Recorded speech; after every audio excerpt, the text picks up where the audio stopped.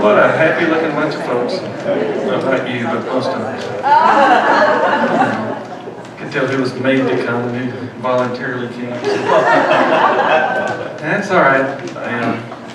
I was joking that Smith County Master Gardeners are famous for noon programs.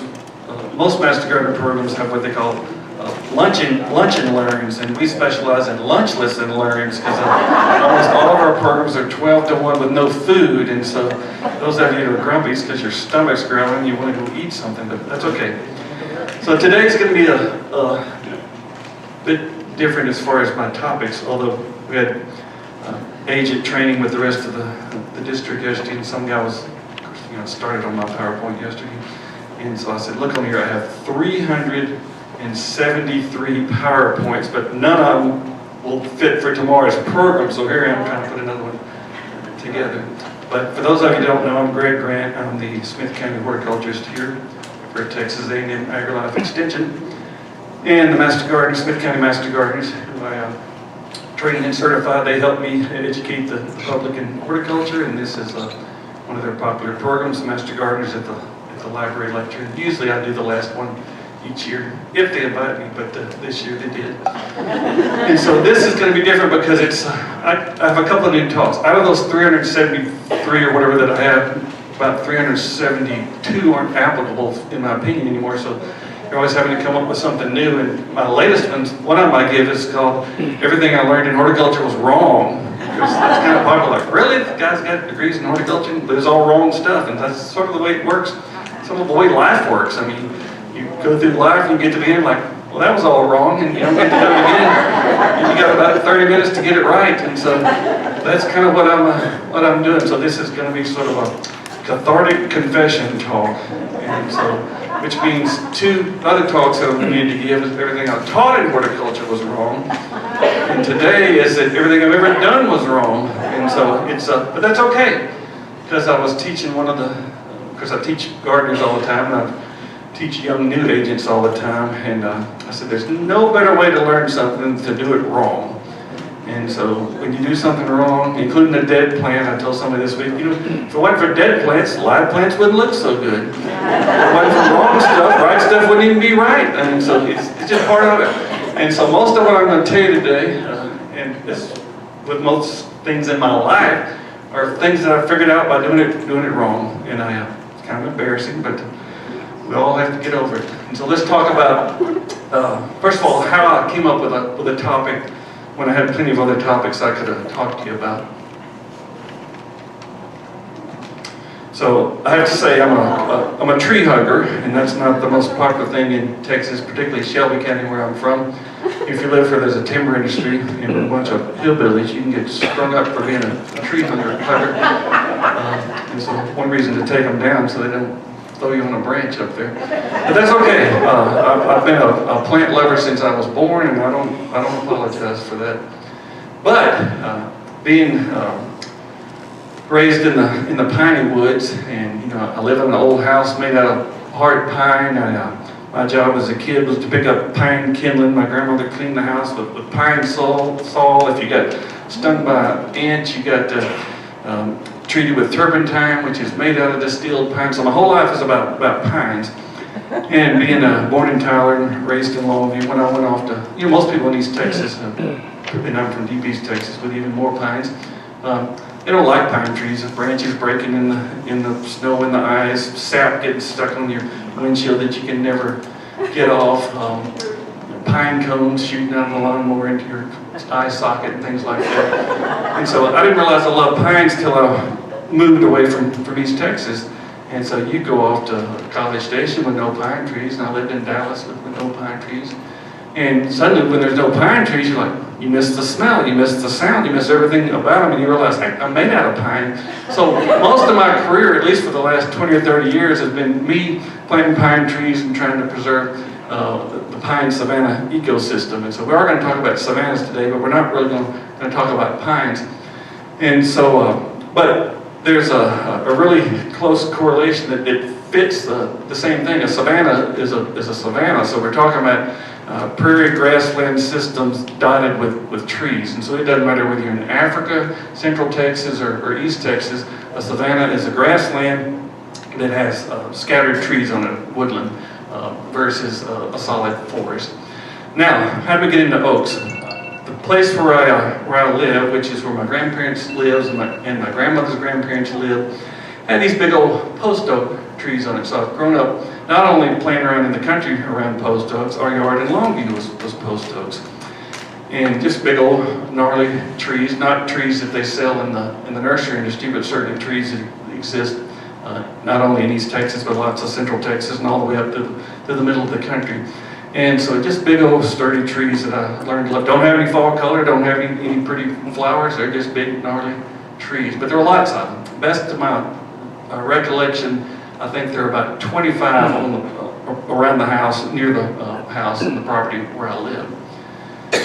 But then 2021, our devastating freeze came along.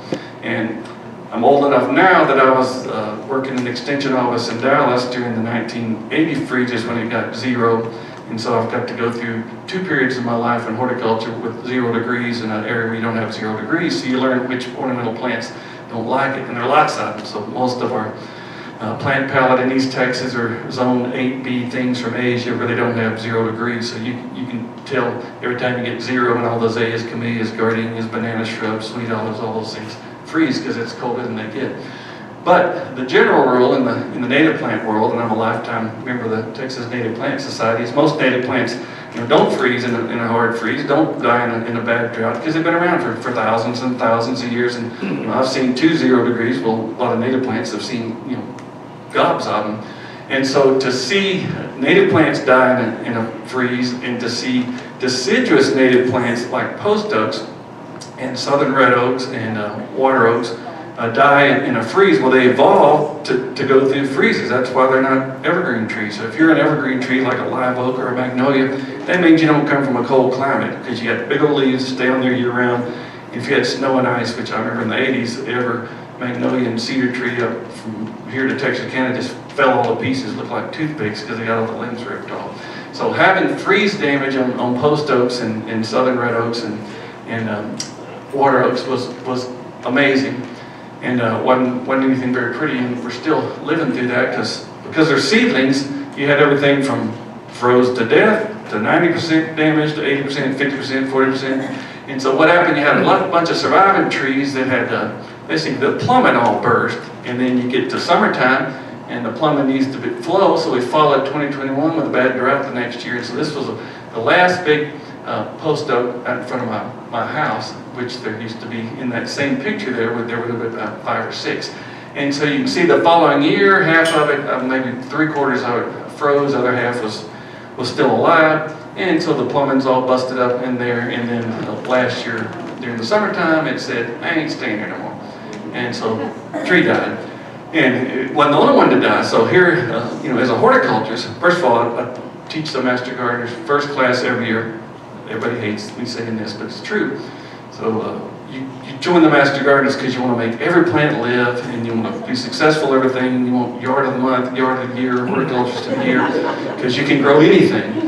And it doesn't work like that. And so day one, I say, guess what? Every plant you ever plant is going to die. And they're like, so that ain't nothing. You're going to die, your spouse is going to die, your pet's going to die. That's what happens. And so every plant is going to die. You don't want it to die on your watch, but it's going to die. And your job as a gardener, as a master gardener, is to drag that out as long as possible, and maybe have it die on your children's watch. And so in this case, we got these 100-plus-year-old trees that died on my watch, and so then you kind of feel guilty. And then, as a horticulturist and semi-scientist, you want to figure out why. And first of all, it's interesting because almost all of them are in the same age range from about 100 to 150, which means about that many years ago is when they probably cut all the trees there, and these were the things that grew back. And so now it's a giant tree, and so the last one, it takes me 2 or 3 years to get through cleaning one up. So the last one that I just finished, my wife said, you're never going to finish that. And I said, maybe not. And I said, that's my goal. The older you get, you don't want stuff that you just finish immediately, because next thing you know, you're finished. I said, I hope it takes me 173 years to finish this. So I'm not looking to finish. I'm looking for something that lasts forever. And so, she's younger than me, obviously, because she would know that, but she doesn't. And so yeah, it's going to take me a long, long time. And the branches are starting to fall off. So every day I pick up 6 or 8 branches. And 3 years from now, I'm going to be still picking up branches. Because not a lot will be left for cutting giant trees with a chainsaw that only reaches halfway through. But you see another post oak that was on the same property that died at the same time, and then of course it just blew over in the wind. That's the one I just finished cleaning up. You saw the one behind it that was in the process of dying, so that was the previous year. But if you start looking, and then I finally got to thinking, well heck, there used to be a bunch of post oaks on this property. Now there's one left. And so that one died, actually blew over in the wind. It was hollow. Of course it died after it snapped off. The first one to die on my watch was this great big one out front. My grandparents used to have great-grandparents used to have a store out front there, and then later on some other people did. So lots of people parked around it, and sure that wasn't good for it, and a road running by. So that was the first one to die. Highway department damaged that one. It fell over, and of course, if you have squirrel dogs, they love when a tree falls over because they get to go up there where the squirrels were. And so he was here, and he was here, and he was there. And so there were 2 dogs running around in that tree. So that one died. That one blew over in one of the hurricanes on the picnic grounds. That one blew over in another hurricane on the picnic grounds. That one blew over in a windstorm one summer. That's the only one left right there. And so out of 12 or 15 post oaks that I grew up with, playing with around as a kid, I'm now down to 1. So of course we want to know why. And so one thing I like to do is study. I like to study everything, but I like to study the history of an area by looking at the plants. And of course, everything from the plants to the soil to the rainfall to the climate will tell you about what's there. And so this is the same house that I live in before my great-great-grandparents got it. And so if you look back off to the right there, there's going to be this mixed forest out there. But one thing you'll notice is it's not pine trees. And so we'll get to that in just a bit. So here's a picture of a bunch of folks in the community. I recognize Great Aunt Marie down there on the bottom there. She's 100, so that shows you about how old the picture was. But if you look in the background, you notice it's oak trees, probably oaks and hickories and pine trees. Notice they're all spaced apart too, so you don't see a dense thicket of anything growing under them. So now these were all after the area was settled, but at least gives you an indication. It doesn't look the same now as it looked then, so it just shows you that there's been land use changes. So when my grandmother was still alive, you see that great big post oak to the back right there. It got struck by lightning and died. And so one thing you don't want to be is one single tree standing out there by yourself. And so I've learned that as they thinned out and got to be just a onesie and a onesie and a onesie, well, wind or lightning can take you out if you're by yourself. And so plants are like people. They kind of want to congregate together and share some root systems and block some wind from each other. And so by the time my grandparents had passed away and I started piddling with the property, you can see a little woodland off to the right there. And notice once again, it's not, well, one reason it's not pine trees is because I'm pretty sure all this area was logged and timbered at some point in time. But it just gives you an indication of what kind of plants were there. And you see a piece of that post oak to the right there. That's the one that's still left. But just about every house around there, as I think back, because even as a kid, I like to meet all the relatives, and I'm 5th generation on the same property there, and 7th generation in the county, and so got to see lots of people. And so that's the house my mom was born in. See a big post oak out front, and so just about every place had either a post oak or a grove of post oaks, which is a little bit ironic because I don't live in the post oak savanna. We'll talk about that in a bit. I'm in the piney woods ecosystem. As I drive home every day, I see these 2 post oaks between Mount Enterprise and Timpson, and it just shows you that there are a lot of oak trees out there, and historically a lot of oak trees out there, and a lot of people built their homes or businesses around oak trees because they're literally an iconic species. And so let's talk about oaks in general. 500 plus oak species in the world. I bet most people can probably name 5 or 6. Mexico has 161 species. And the reason I mention Mexico up there because it's the center of oak distribution for the entire world. So more oak trees in Mexico than any other country. America has 90 species of oaks, and Texas has 50 plus species of oaks, more than any state in the United States when it comes to species. Now, partially, one of the reasons for that, pretty much all the southeastern states have the same species of oaks, but Texas, because it goes from a swamp in the east to a desert in the west, has a lot of different different climatic zones there, and so we have a lot of oddball species, but more than any other state. And so why are oaks important? I mean, there are a lot of trees in forestry, there's a lot of trees in horticulture. Why do we care about oaks? One, that's what made up the majority of the trees around my house, and now I've married somebody from South Louisiana that's used to shade, and she ain't happy. And so plant me some more trees, and I said, give me 150 years and I'll have it back like it was. And so it's an issue, but why are they important? First of all, everybody, I mean every culture all over the planet Earth has valued oaks. And so they're literally important to multiple cultures, they're important to horticulture itself, and so there's hardly a place on planet Earth, particularly the United States, that doesn't value oak trees for their strength, for their sturdy wood, for their building capabilities, they build ship masts out of them, they build homes out of them, build furniture out of them, and they tend not to break in the ice and the snow and in the wind and that sort of thing. They literally are strong, dense wood. And of course they're beautiful. Every oak species has a different character, different branching habit, different foliage, different fall color, and so each one is known not only for its beauty but for its longevity. The shortest lived oak trees in good situation generally live a couple hundred years, and some of the longer lived species more up in the 500-600 year range. So when you hear people saying they've got an old oak tree at 100, that's not really old for an oak tree. And this day and time it's kind of old because there's just one climatic disaster or natural disaster after another, but they're literally made to live much longer than that. And then one really important thing from an ecological standpoint is they're extremely important to wildlife. So important that they consider them a keystone species. So a keystone, picture a Roman arch and the stone at the top that keeps the arch from falling down. Oaks are so important to an ecosystem, if you take it out of there, it changes into a different ecosystem.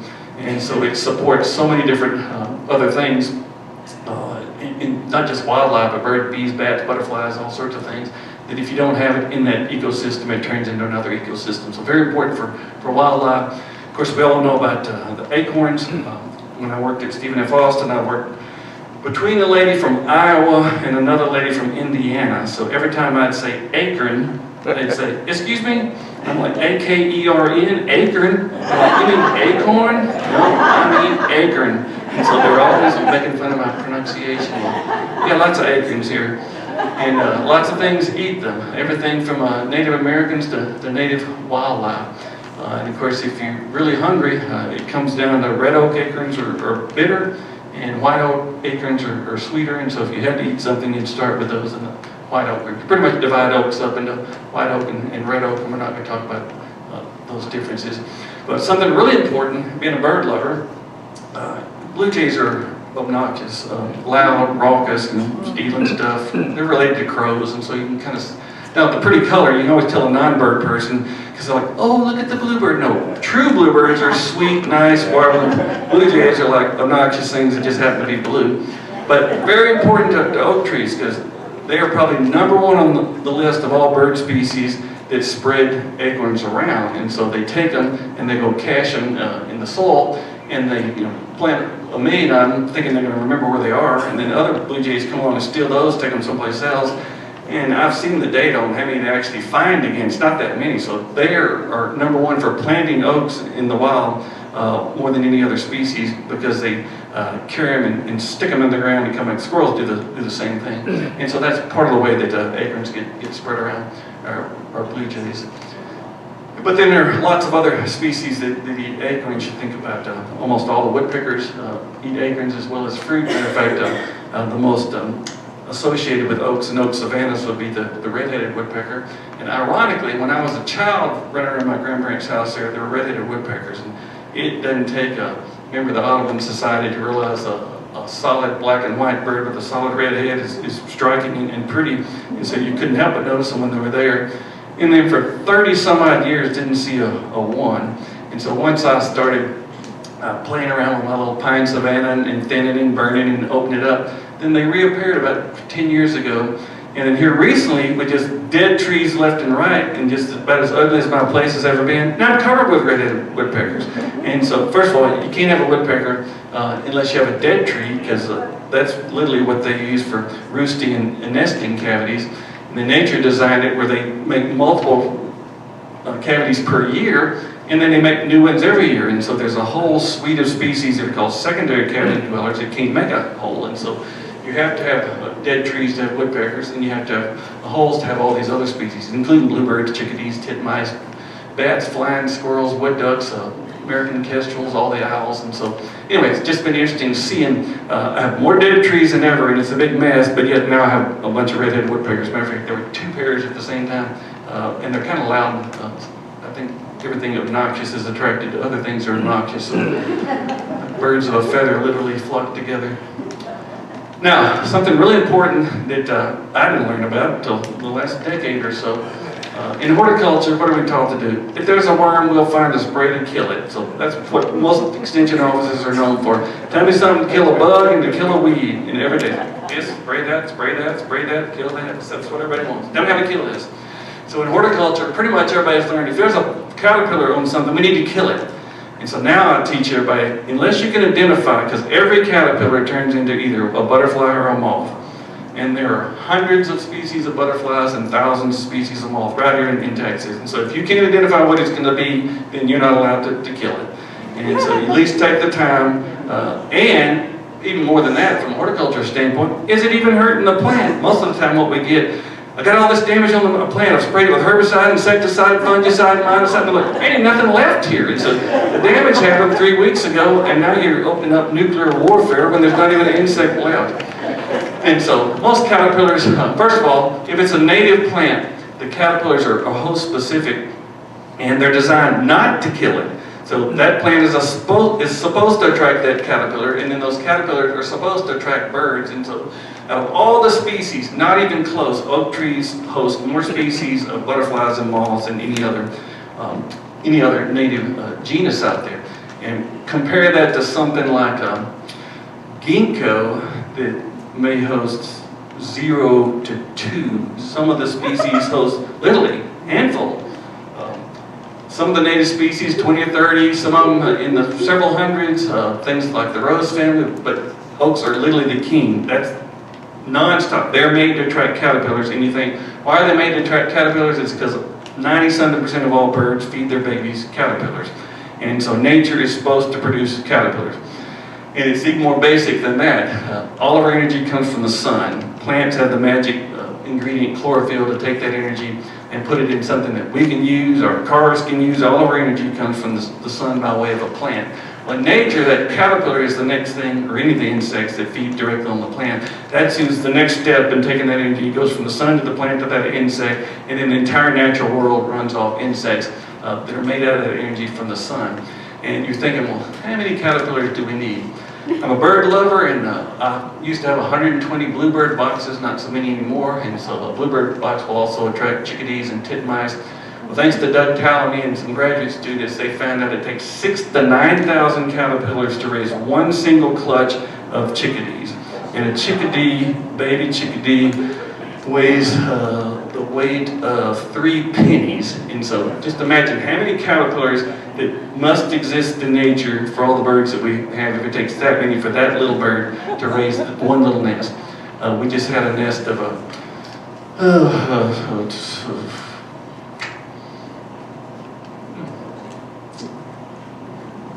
makes its nest out of moss and mud just on the porch there. Phoebe, Eastern Phoebe. Of course, I told my wife, I suggest not having this on the porch because this is not my first time around the block. And the caterpillars go into those babies, but I know what comes out of the babies. And so, for the last week now, it's looked like a mud wrestling event on the front porch with bird poo. And so when they're little, the mama hauls it off. Then after that, they just hang it over the side. And so between the dogs and the cats and me, and after telling her that, and I put down cardboard, so now you just got poop on cardboard and poop on me and poop on the... And she said, this is the messiest this porch has ever been. I'm like, well, yeah, it's got poo that you invited onto the porch. And then now she lets the chickens run loose, so now I'm trying to figure, this is bird poo, this is chicken poo, this is cat poo. Yeah, I'll clean it. Anyway, gotta have caterpillars if you want birds, because that's what baby birds eat. And I don't know anybody. There may be some of us that don't like a certain obnoxious bird, but who can not like a baby bird? So what's the problem? What's the problem? Why are we even talking about oaks? Most of you, if you're a gardener, if you've looked around at least since 2021, you probably realize there's some problem. Well, first of all, it's not just our problem. The entire United States has issues with oak trees, not near as many oak trees as there used to be. And so you have mixed forest in the east, you have a oak forest in the northeast, you have oak hickory forest, you have oak pine forest, you have all these different oak forests, but they all have declines in oak trees.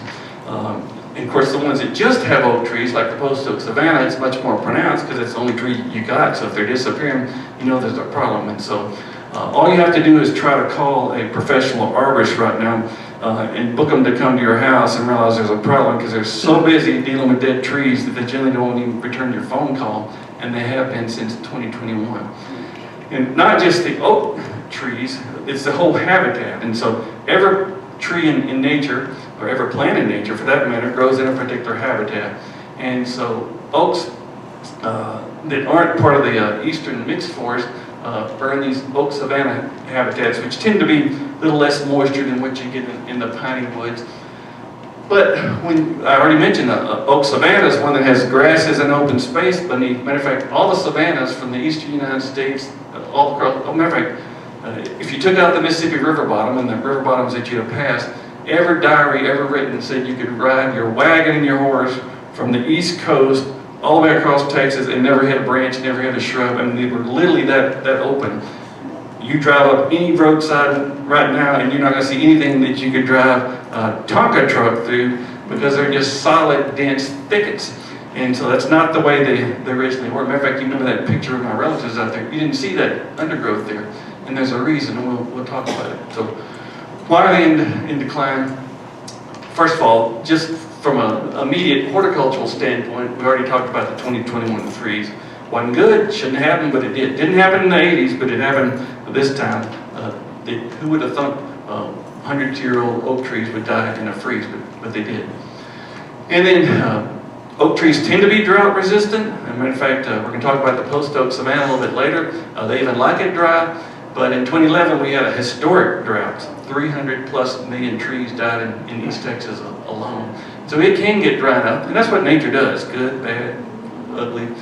And it's just part of death. But when you have a really historic drought or a really historic flood, then of course you're going to lose more than your share. And so that's going to happen. As I mentioned, all stuff's going to die. But in the oak tree world, we talked about the blue jays and the woodpeckers, you have to have regeneration. So in other words, those plants know they're going to die. Everything out there knows they're going to die. Those birds know they're going to die, but you constantly have new ones coming on. So you got to have a constant succession of new oak trees to replace the old oak trees.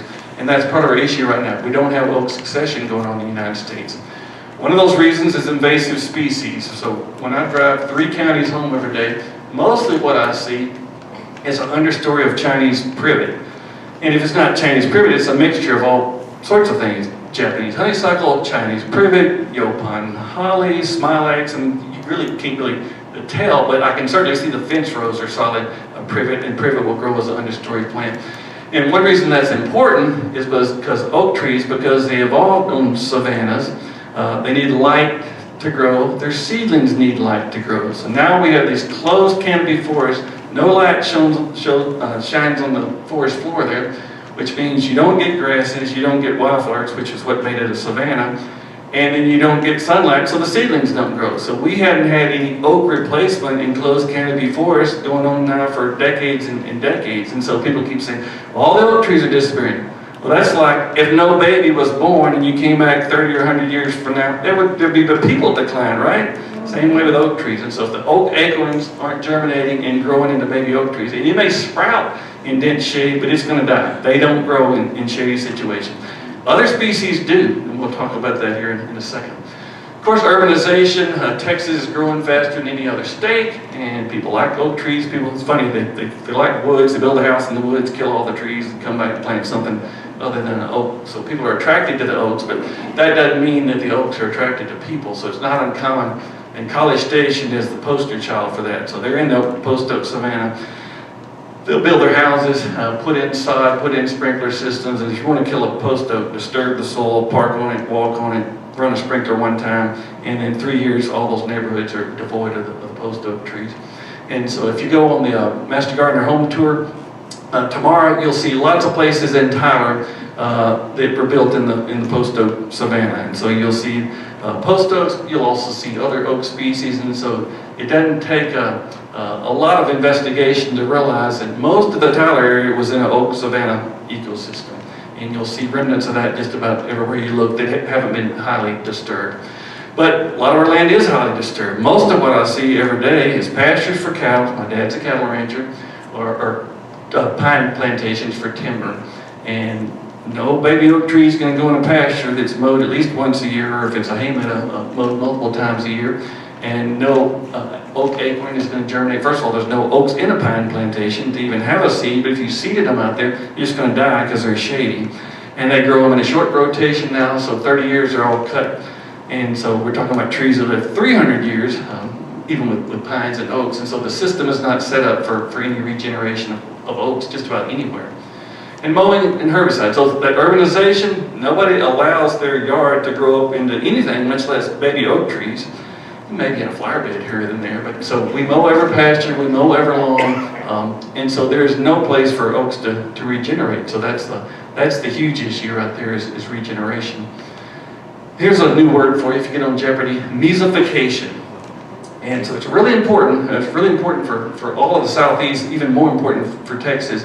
And so fire suppression is something you need to know about. And it got canceled earlier this year, but later there's going to be a program put on by multiple agencies held in Tyler, the Fire and Nature Festival, and it will teach people about the role of fire. The role of fire is super important all over the world, but mostly in areas where it was frequent on a natural basis. So if you don't have fire, there are plants in nature that are fire resistant. We can teach people how to do a fire-wise landscape. There are plants that erupt in fire. There are plants that die in a fire. There are plants that like a fire, that start a fire, that it doesn't kill. So there's a whole complex relationship between plants and fire. But ever since Smokey the Bear came along, and the timber industry came along, and settlement came along, there used to be lots and lots of natural fires. We'll talk about how often a little bit later. But if you remove fire, all the plants that aren't fire resistant take over. Or if you make a landscape and irrigate and remove fire. So all the things, and this is where I've told you about everything I've done wrong. As a tree lover, and I played Yule Gibbons in a 5th grade play, so he's keeping the class term in 1st grade, so I was like born in the woods. And so I thought you just step back, let it all grow up in the woods, and I'd be doing the best thing ever, and by the end of my life I'd get like a gold star and a statue in the forest. But that all sounded right, and it's sort of right, and there are lots of people in the ecologists and natural world and semi-foresters and whatnot that have made that same mistake, because yeah, you can chain yourself to a tree and tie yourself to a tree, and you can stand in front of the bulldozer like Tiananmen Square and keep them from taking it out. But that still doesn't save the forest, because there's something that I miss, that most people miss, because we don't see anymore. Almost every inch of Texas and the entire Southeast burned on a regular basis. And it killed off a lot of different species. So my beautiful forest full of maples that I love so much, taking fall pictures of, 100, 200, 300, 400, 500, 5,000 years ago, those maples wouldn't have been there. They'd have been down by the creek. They're not fire resistant. And so I wouldn't burn anything. I didn't know how to burn woods. There's hardly anybody left that grew up with that. Unless you were a settler here and you just happened to catch the tail end of Native Americans burning, or some of the old timers that used to burn their pastures and woods. Nobody's seen that, so we think we're doing the right thing. Smokey the Bear said don't start a fire. Greg says don't cut a tree.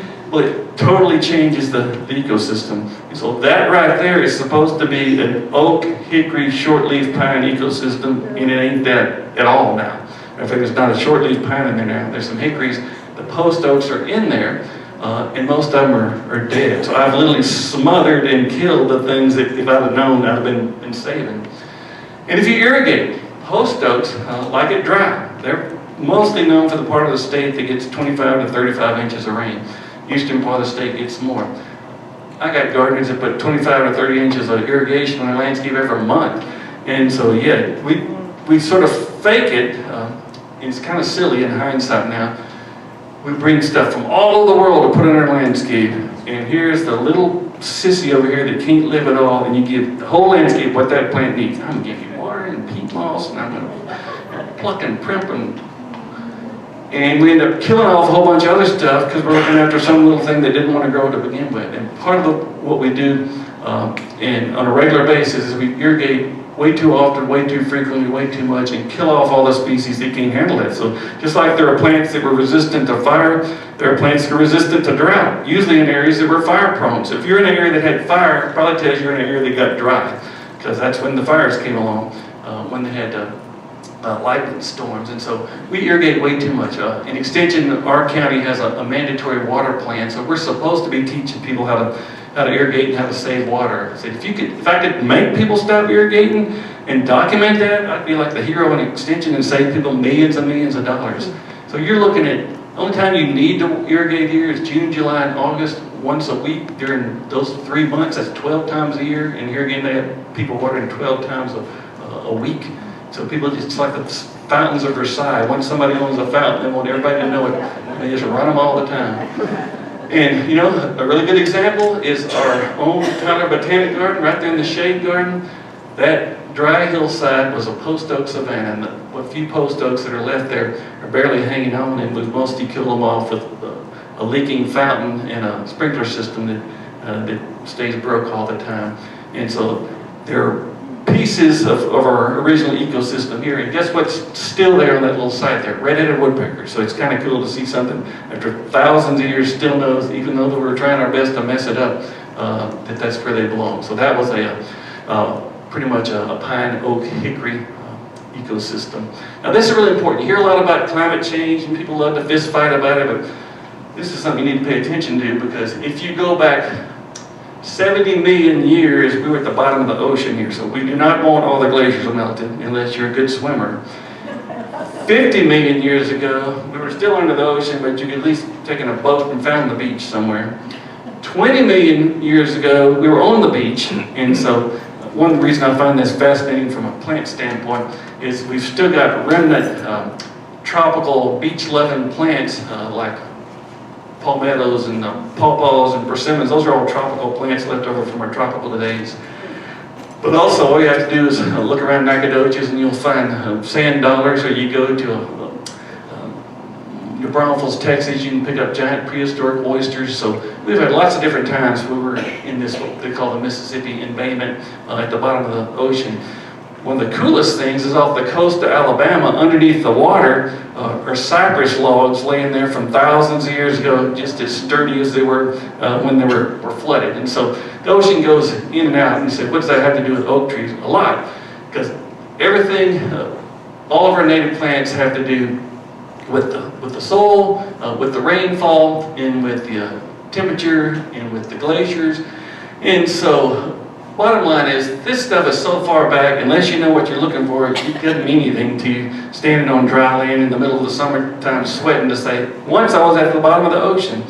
But if you go back 10,000 years ago, that's the last time the glaciers came down from Canada, covered about the upper fifth of the United States, made everything cooler. All the plants in Canada and New York and New Hampshire and Vermont came all the way down to even to Mexico. So we got, East Texas is a cool place if you know how to look, because some people call us the biological crossroads of America, and we sort of are.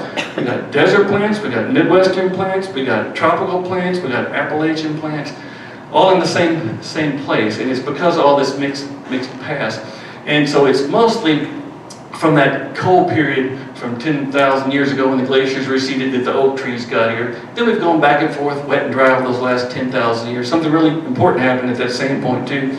That's when Native Americans got here, and we went from just natural fires to regular cultural fires. And so pretty much everything we see out there now, up down the roadside, anything left over in your landscape that wasn't planted, that's all a product of the last 10,000 years. And why am I hung up on that? Is because everything that we had here when people got here has been that way for 10,000 years. Everything evolved, every insect, every bird, every plant, all together for 10,000 years dealing with that climate. And then we've made massive changes in the last couple of hundred. And so part of what made Texas and made even Smith County is what we call the post-oak savanna. So just a quick background on post-oak savanna. It's the transition zone between the blackland prairie to the west and the piney woods to the east. The ecosystem, part of the historic oak belt, which runs from Canada to Central America. Not very many good examples left, unfortunately, because of the reasons we talked about earlier. And here you see the map of the ecoregions of Texas. And if you look real close, you'll see Smith County there. The far upper left tip is post oak savanna, and the rest of it is included in the piney woods where I live. Now, you think these maps are just a hard map and you're going to drive through? Like when I'd go to College Station, you get to Crockett there, and you see the piney woods to the left and the post oak savanna to the right, open over here, and now you can drive, you can go shoot almost 30 minutes and see the pine line on the horizon over there. It's not like that. I mean, it is a few places, but it's actually a real jagged thing. And so that post oak savanna has fingers that go all the way into northern Louisiana. The piney woods stretch all the way out, the Lost Pines of Bastrop. So it's not these really hard and fast lines. And I say that because if you look around Tyler, I'd say more of Tyler looks like post oak savanna if you're looking at original vegetation and then it does piney woods. It's a little hard to pick out the piney woods because all the pine trees were cut. We were actually a short-leaf pine in Smith County. But this is really important from a gardener standpoint. First of all, it's important just from a human standpoint because that stuff's been like that for 10,000 years. And so if somebody let you borrow their house and they kept it clean and pretty for 10,000 years and you spent the night in it and just made a big mess of it and left it, they wouldn't be happy and it wouldn't be right. We should really, if you love Texas, and not everybody's a native Texan, but we should keep things the way it was. One, because that's what it's supposed to look like, and two, that's what's adapted there. That's what adapted to every cell, every fiber, every drop of rain, every drought, every fire. So this is what post oak savanna is supposed to look like. And so it's hard to find a picture of post oak savanna. So it took me months driving all over from Central Texas to here to even find a picture of a decent post oak savanna because there's just not much left. That's what a good chunk of Smith County would have looked like when settlers got here, except those trees would have been even bigger and probably even spaced further apart. And then the vegetation changes because you have to realize you didn't have mowers, you didn't have herbicide, and so you had one full year's worth of growth every year. And you get different flowers at different seasons. And so, why is all this important? Why do we care if there's savannas left? There's a lot of things to worry about, so I don't want you to go home crying, but here's your start. 99% of the Texas blackland prairies are gone, 99% of the Texas coastal prairies are gone, 99% of the original longleaf pine savannas are gone, 90% decline in the monarch butterfly or state insect, only 10% of the original shortleaf pine remains, 0.01% of the oak savannas remain in the United States. And then 1 in 4 or 4,000 different native bee species are in peril, and it doesn't stop there. There's frog decline, there's amphibian decline, snake decline, turtle decline, moth decline, all the other butterflies.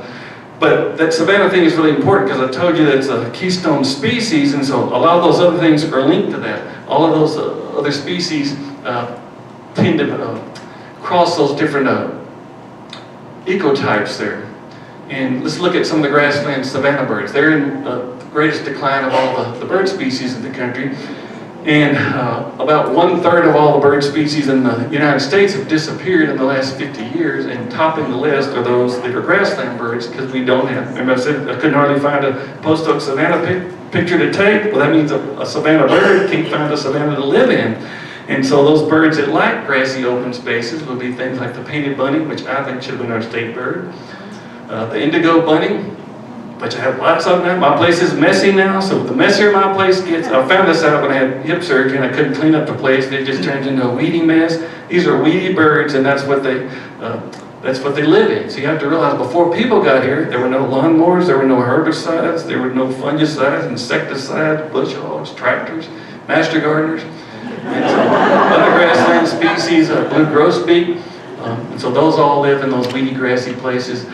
Big decline in eastern meadowlarks. I know some of you are tired of looking at these pictures, but 75% decline, that's a grassland bird. It used to be common all over the southeast.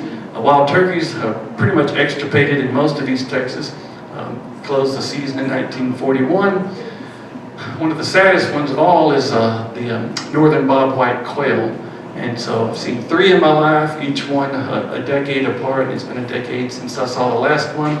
And their decline is continuing at 50% every 10 years. I'm not good at math, but it didn't take long to figure out how long that would last.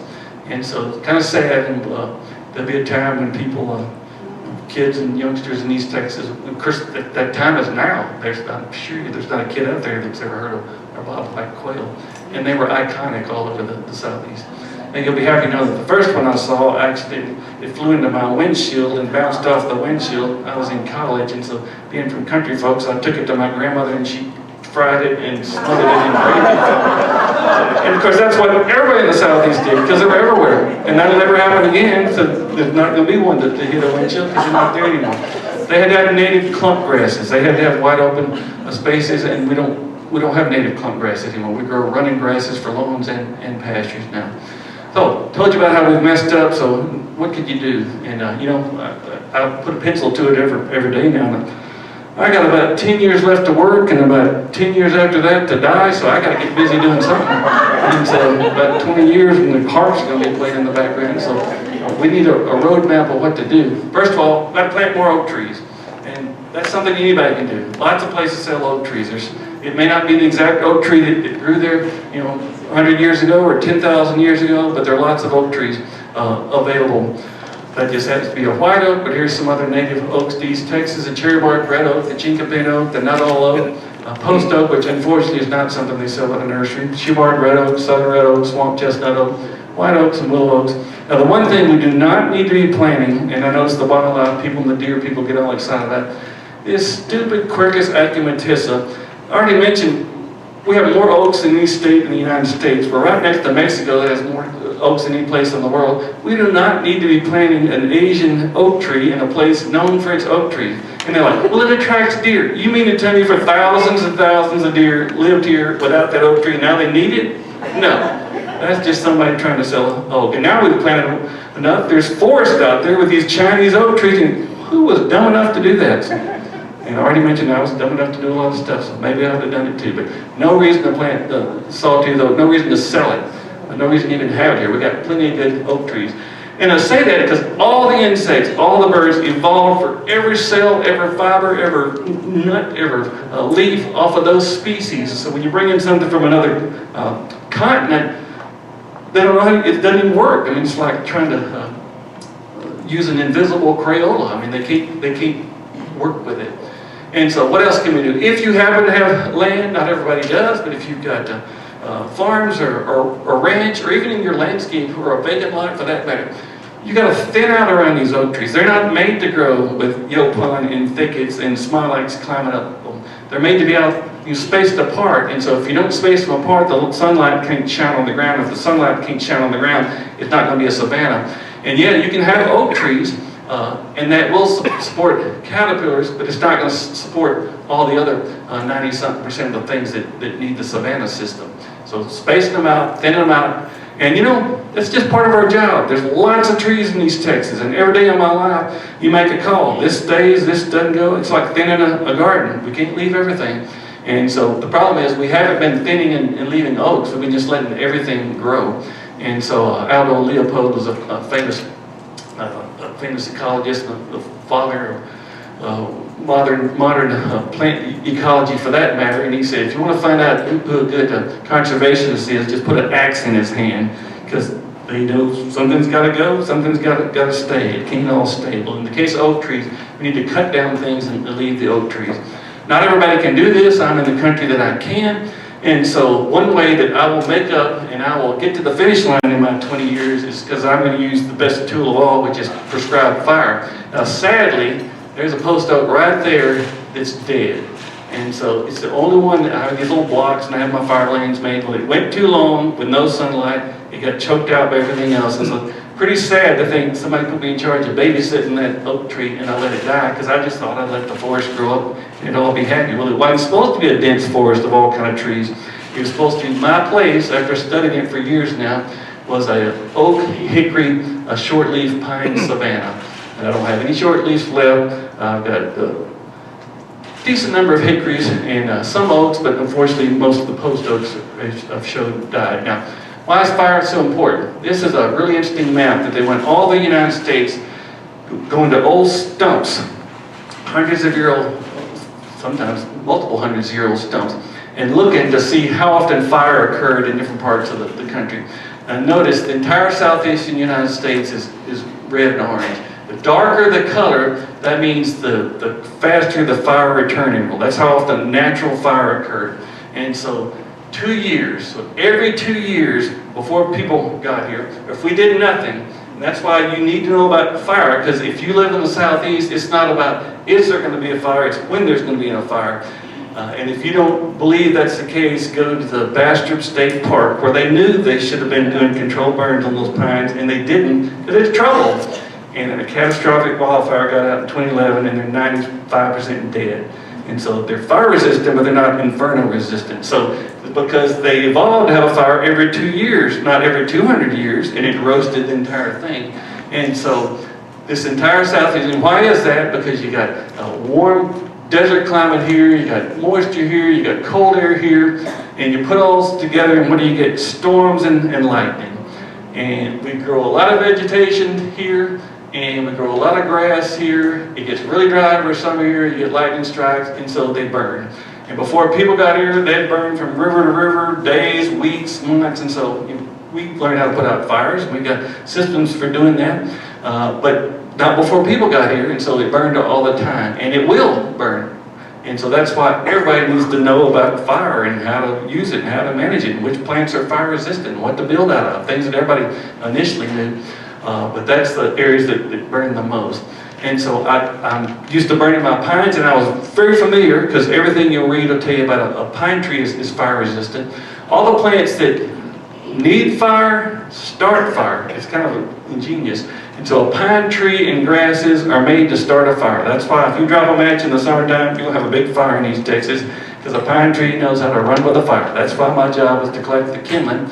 Or if you want to start a fire, grab some pine needles. And grasses are the same way, because they catch on fire and burn, and it kills everything but the grasses and the pines. And the oaks. That was the part I didn't know. It makes sense, because anything that grew in an upland in the south, if you weren't in the river bottom, when it burned, you had to learn to tolerate a fire every 2 years or every 5 years. And it's all based on, you can look at plants and know if they're fire resistant. If it has a thick bark on there, that tells you it had regular fire. And you look at pine tree bark, and I've been playing with pine trees my whole life, and the big, thick, funny looking bark, and it peels off in layers, like trying to burn the phone book. Well, that's for that very reason. When there's a fire, it's got a big, thick bark. The cambium doesn't heat up. It has to get like 170 degrees to kill the cambium, so you have big, thick insulation, and every time it's burning, a piece flakes off, and flakes off. It's just shucking fire out. The needles do the same thing. The fuzz on the bud does the same thing. It's all directing the fire away from it, because it evolved with fire. And so hickories are fire resistant, oaks are fire resistant. There's a white ash. If it has that thick bark, that tells you it had constant fires, and it had to learn to make that thick bark. If it has thin bark, there's a southern sugar maple there, and that was a fire that actually was a wildfire in my place. It killed that maple on the right, didn't kill the ash, and didn't kill the pine, because they're naturally fire resistant. If you have a thin bark, beeches, dogwoods, pawpaws, all the maples. We wonder why our maples get scorched during the summertime. It's because they're a woodland plant that had moisture, and we're sticking them out in hot, dry places, so hot sun or hot fire will kill them. So thin bark the tree will die in a fire. Thick bark, they won't. Everything that grew near the river bottom, near the creek, near the moisture, had thin bark and wasn't fire resistant, because the fires would go out before they got there. So you literally know ahead of time with a species, just from where it grew, as to whether it's going to be fire tolerant or not. Sadly, almost everything we grow in horticulture tend to be bottomland species, because the nurseries irrigate every day. We literally unnaturally select for plants that aren't fire resistant, and then we take them in our landscapes, we water them all the time, so we've sort of created an artificial wet system everywhere we go, when we lived in a dry system that had fires all the time. Now here's the important part, the other important part. It's not about just having oak trees. These oak savannas had a whole ecosystem below the oak trees, so you might have one species above, but most savanna systems in a square meter had as many as 50 different kind of plants. So remember we talked about thousands of different butterflies and moths and bird species. Well, the more species you have, of course, the more species you can support. So just having beautiful oak trees and a St. Augustine grass lawn is not going to get you all the the natural life that came with the ecosystem. It gets you the caterpillars on the trees. You can raise some baby birds. You certainly couldn't raise a grassland bird or a turkey or a quail or all the pollinator species. So a host species is one thing, but all those butterflies, when they come out, they got to nectar on flowers, and you don't see a flower in a pasture or a lawn because that's not what we grow them for. But that's what understory used to look like before people got here. Multiple species, grasses, perennials, annuals, wildflowers, all together, all seasons of the year. So we know on the roadsides they had to be mowed for safety's sake. They bloom in the spring and they get mowed. They bloom in the summer that they get mowed. And so we have these just little pockets of color. But if you're a native bumblebee that lives all year, what are you going to do after they mow it? If you're a monarch butterfly and you're migrating back to Mexico in October and they just mowed the roadside and everybody's baled their hay and mowed their pasture, there's nothing there. So it doesn't take a rocket scientist to know why we have massive decline in grassland birds, bees, and butterflies, because we don't have the understory. So you can duplicate that in a landscape, and we're going to have to, because there's no wild left. You're not going to take my dad and say, quit growing hay and grow flowers. You're not taking a guy growing timber and say, grow me a mixed hardwood forest for the birds and the squirrels to come in here and grab to tie himself to a tree. They're not going to do that. So it's kind of left up to gardeners now, but we've been gardening wrong. We hadn't gardened to support anything other than getting the blue ribbon at the flower show, but we got all these species that depend on us that we can support. And so, first of all, if you have a stand of oaks, and this is kind of sad, this is at the Henderson High School that I pass every day, as pretty a oak savanna as you could ever see, except they mow it nonstop. So they have the oak trees, and it'll bloom for about 30 seconds, and then they start mowing it, and they mow it the rest of the year. So it completely turns it from an oak savanna into just to a stand of oak trees. Pretty to look at, but you've just wiped out hundreds, if not thousands of species. I would love to stop there and say, can't we make some trails, some paths, do signage, teach the kids? You know, it'd be an amazing thing. And so maybe we can do that at multiple places. And that's a good example. That's classic post oak savanna in Henderson, Texas, which on that map doesn't show, is not in the post oak savanna. So that just shows there's no straight line defining these areas. But we can do our flower beds, we can do perennial borders, we can do pots. We can take that diversity that was in savannas and prairies and make what we call pocket prairies. And for those of you that don't like wild, messy things, every plant you grow is native somewhere. So you can do it any style you want and grow native flowers that should be here. And if you want to clip and deadhead and do multiple colors or braid them or put them in your hair, whatever you want, cut flowers. I mean, we got to grow different flowers here to support the birds and bees and butterflies that literally have nothing left. It's gardeners are pretty much all that are left that are going to be able to do it. I mean, if you of us have some land that can make a real prairie, but it's not enough people. There's not enough government land to pull it off either. So just quickly, some of the things I'm doing at home might give you some inspiration. First of all, I spent most of my life planting pine trees and planting flower bulbs, which didn't get you any pine, savanna, or grassland species. So sorry, it was pretty. But you know what? Pretty ain't enough. It used to be for hundreds of years, gardeners were okay. It's pretty, I did good. Now you're making an F, because that ain't good enough. And so we can't just have flowers anymore. We've got to do more than that. And so I've got land like everybody else. It looks like this. And so that's not what it was supposed to look like. So I've spent years now studying. Matter of fact, I'll go to another burn school here before long to learn how to do control fire and then implement the fire. I thin trees, I girdle trees, I use herbicide where necessary, and I'm opening back those things that on my property that I never saw them when they look like that, but I now know what they look like, and I'm not going to stop till they look like what they're supposed to look like. Some of it's with a chainsaw, some of it's with a herbicide, and the rest of it will be with fire. And because I'm expediting it, because I'm not getting any younger, I'm burning every single year, and so it ain't going to have a choice. You're either fire resistant and you stay, or sorry, you're dead now. And that's okay. That's what nature does. Nature killing all stuff every day. That's what nature does. And so if it wasn't for dead stuff, the live stuff wouldn't look very good, would it? And so here's another example, the same one with the dead post oak in there. And so now the problem is you can't buy a post oak now. And in that particular right there's no post oak left to even regenerate. And so some of this stuff we waited so long that this isn't restoration. It'll literally have to be a recreation. And so I can buy a short-leaf pine to put in there. I got hickories left that the squirrels can plant.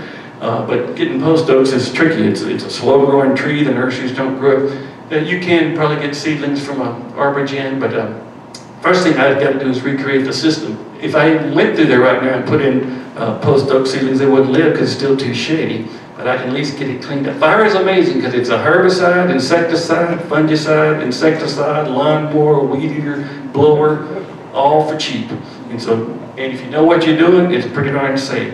The summertime fires, they're a nightmare. So, I burn during the safest time of the year, and there's a whole art and science to burning, and it's pretty handy. Now, the wife don't like smoke, so it's a little tricky there, but... And another project, I took the old picnic grounds after the community died off and didn't have picnics there anymore, and I'm making a big pocket prairie there, and it's right next to going to be my oak hickory savanna, which will share the same species, and so anytime we can do something and do something next to it that helps spread and kind of hold hands and share it together, and that's sort of the ultimate goal, to get more people on board, because we can't just have a tiny little patchwork. No bird or bee or butterfly can live here and then go 300 miles and live there, and so you got to have these at least corridors or neighboring properties. And so, of course, everybody thinks, what a mess, and Greg's out there playing with matches again. My dad calls all these places my weed patches and trying to bush hog them for me. But I know what I'm doing, so I finally got it figured out. And my place is more open. There's my one surviving post oak, so I guess every acorn I get is going to have to come off that tree now. Now, here's something interesting.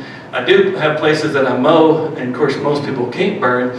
So it's a whole different plant palette when you mow versus when you burn. So I can grow bulbs out here. I do a late winter, early spring burn, which would kill my bulb foliage. And so I literally have a prairie with two different kinds of species growing based on when I burn. So you can control all that by whether you burn or whether you mow and what time of year you do it. And so historically, you'd either do a summertime mowing or burning, or you do a wintertime mowing or burning. But one time a year, that's all you cut it down. So maybe there was a 2-year fire interval, so nothing was ever cut to the ground more than once every 2 years. Right? Maybe twice 1 year, and 3 years later, it's an average of 2 years. But nothing got cut all the time, and that's what we do, is we cut stuff all the time. If you got a chance, that the closest place to go see a post oak savanna and its appropriate understory that they've restored is the Gus England Wildlife Management Area in Anderson County, not too far from Palestine, named after a guy that was a wildlife manager there and actually got killed by an illegal poacher on the property in his career, so that's how it got that name. All right, what have we done really wrong? We in East Texas and the whole Southeast and most of the Eastern United States for that matter, pretty much our understory now, even if we do have oak trees and pine trees, is Japanese. And so we love, and that's because Asia has been gardening for 3,000 years and they got pretty stuff. And everybody's like this, I was like this. If you see it in a pasture, the road said, don't want that, I want stuff in a magazine, and they got it at the nursery that I've never seen before. Don't know how it grows, but if I water it, fertilize it enough, then it'll grow. And that's kind of what our landscapes have turned into. And they're pretty, but they're not supporting any of our native wildlife that was here in its place, doing its thing for 10,000 years, and in about less than 100, we messed it up.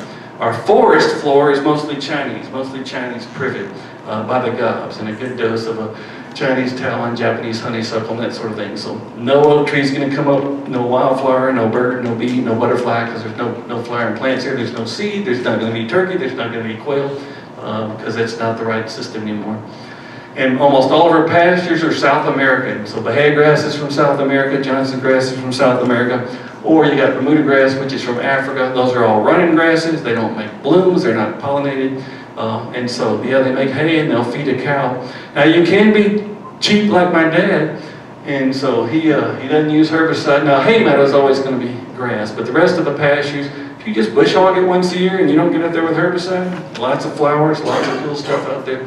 So I think there's a better way for us to maintain pastures. But the majority of East Texas, it's not supporting birds and bees and butterflies. Now, for those of you that moved in from someplace else, this might not apply to you, but as I mentioned, I'm 7th generation Texan, and you'll see these native Texas things that people are super proud of it. You know what? I don't care how long you've been here. If you didn't look after it, take off the bumper sticker. Because you didn't do it. Just because you're a native Texan doesn't mean you did things right. So just being born here is not enough. Just being born here is like just putting out pretty flowers. And so we flunked. And that was me too. So I don't care how long you were here, that's just longer for you to mess it up. And so get on board and do something right while you still can. And it can't be just me and Greg's little projects. It's got to be everybody. Whether you got a flower or a pot or a park or whatever you got, because there's all kind of stuff happening that we can't see, and we almost chosen not to see. We all want to see a big pretty flower, but there's lots of things that are related to what's going on, and so we've got to have more than just a little spot here and there. We've got to have big projects, and we've got to teach other people how to do it. So one thing I want you to do is, for those, I've seen some youngsters in the room that never seen a real book, but there's a book called The Nature of Oaks by Doug Tallamy. He's an entomologist at University of Delaware. But the cool thing is, and I spend 3 hours plus in the car every day, you can hear Doug Tallamy speak on every book he's ever written. And so you Google The Nature of Oaks, and he wrote a whole book about oak trees, and he followed them every month of the year, and every insect, every bird, every species, and so he's done some really good books, including things on native plant, Nature's Best Hope, and then what was the other one he did?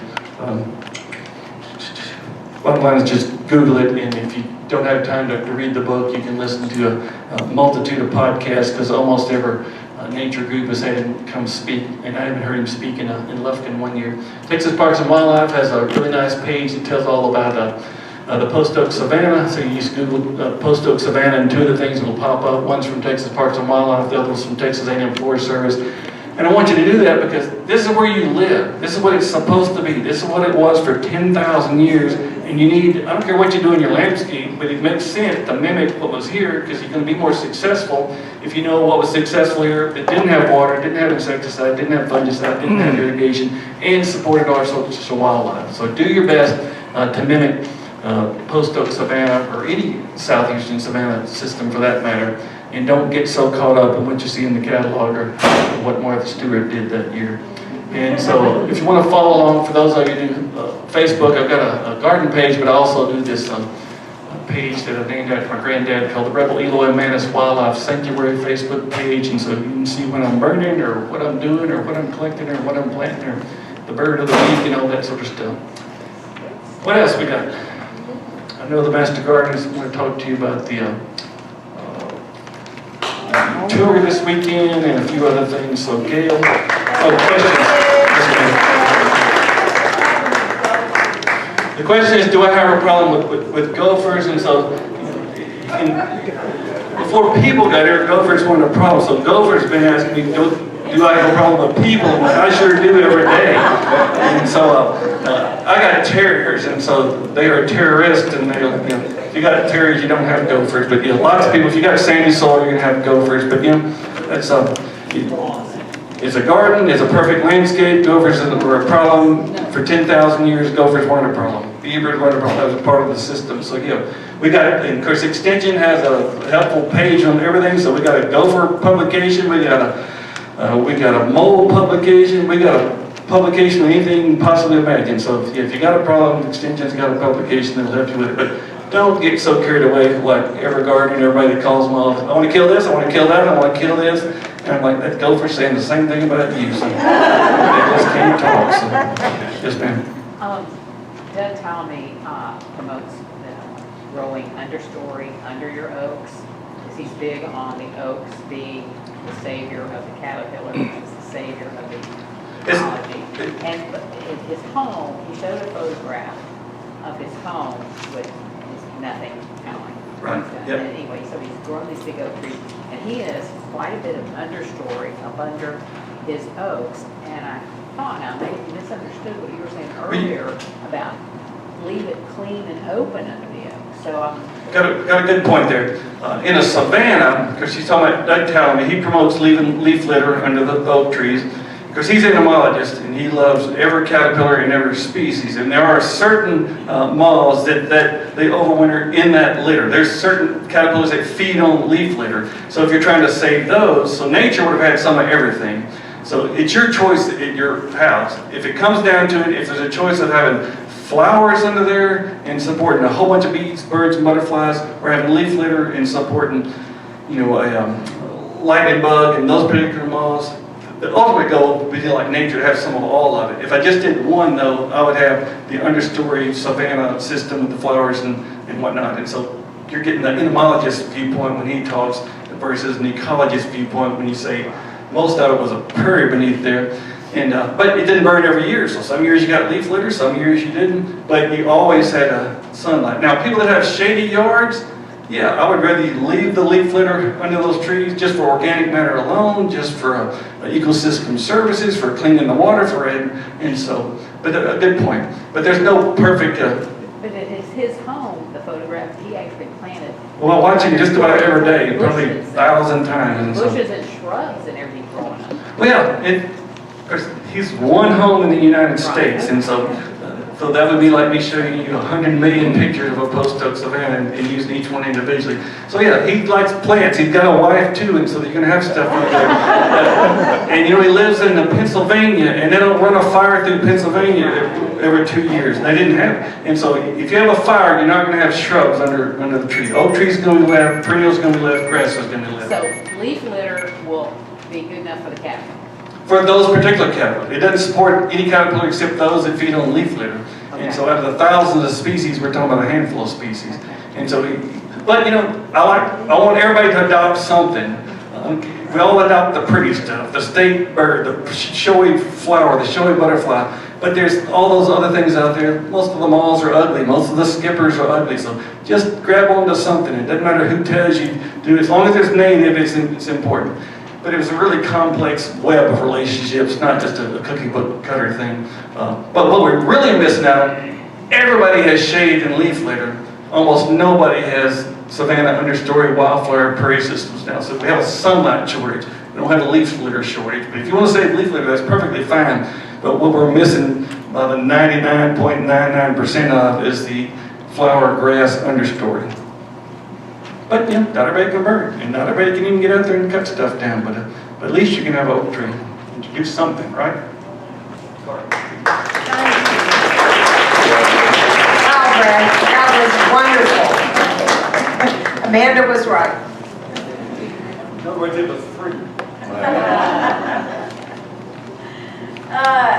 Well, thank you all for joining us today. As I said, in your chair, you should have an evaluation, and we would really appreciate you doing those for us.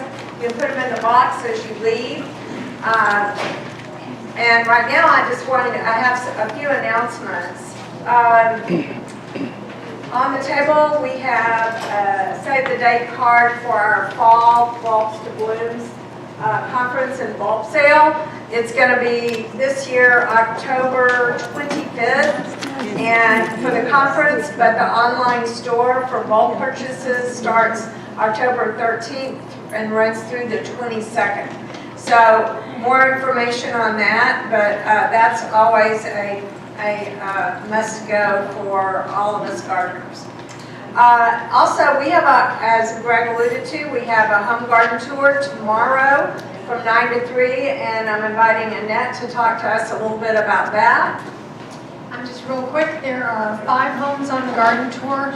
3 of them are master gardeners. All the gardens are very different, very interesting. One is a pocket prairie, and the pocket prairie it's really fascinating to see how you can incorporate that into an urban environment. Also, each house will have an education table, master gardeners, so you can ask a master gardener a question. Those tables will talk about things such as pollinators. Another one is water conservation. Another one is how to reduce fertilizer and pesticides and so on. So there should be lots of good information. If you've got a couple hours, we'd sure like to see you. Thank you, Annette. Well, this concludes the 5th in our 2025 series for the library, and I just want to thank you all and thank our speaker for another great presentation. Please check our website. We will be having this in 2026, and it starts in January. And if you're interested in viewing the videos, we do video our presentations, and they should be available through our website at Smith County Master Gardeners. YouTube. They're on YouTube. Our YouTube right. Station. And on YouTube. If you just, I go in through that one, but you can also Sure. go in through the YouTube. I can't tell you what the topics will be, but I can tell you it will be from noon to 1 and will not include lunch. And if you fill out those evaluations, my boss has just reminded us all this week, if we don't approve it, we're educating people, we're not proving that we need a paycheck, and so. And so we won't be able to. Bring those in. So anyway, thank you all very much. There's also an online ticket purchase availability.